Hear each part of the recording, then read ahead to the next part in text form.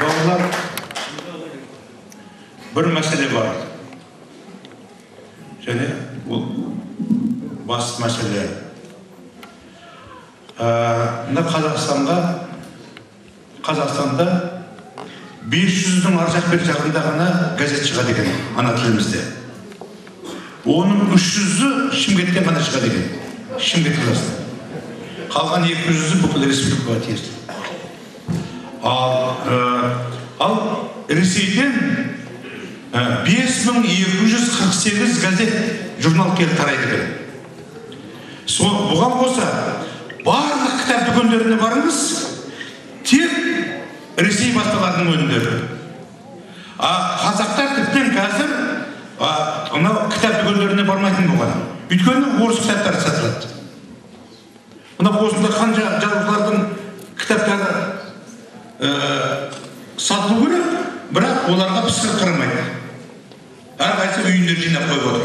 Өз таныстарына өзі таратады. Осындай жағдай келді. Бұл әдейі қолдан ұйымдастырылды. Ал енді мынау мемлекеттік тіл туралы қозғалыс қой. Мемлекеттік тіл туралы әңгіме қой. Мемлекеттік тіл бәрімізге ортақ қой.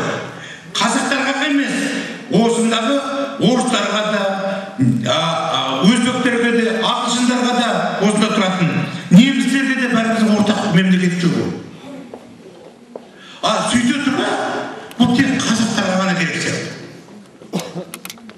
Енді өзіміздің қазақ газеттері бар ғой.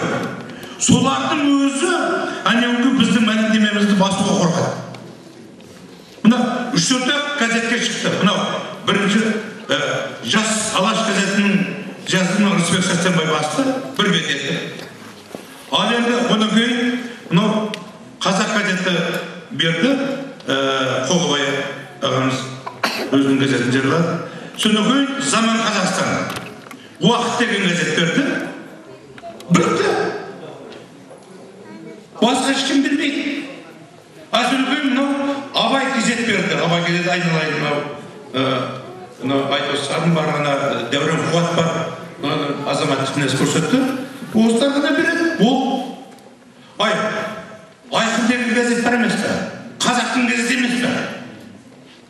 Одан кейін Ана тіл деген газет бар емес пе? Бұрын біздің барлығымызда мынау Мерге Құлғені бас редактор болып тұрғанда барлық нені беретін ана тілінің бас редактор болып. Қорқатын ештеңе жоқ. Немдегі тілдей береміз. Одан басқа толып жатқан газеттер бар ғой. Қазақ әдебиеті. Басқа да оларға керек емес пе? Бұл не деген масқара? Сондықтан бұдан бұлай мемлекеттік тілге кім немқұрайды қараса солардың орнына қоюымыз керек.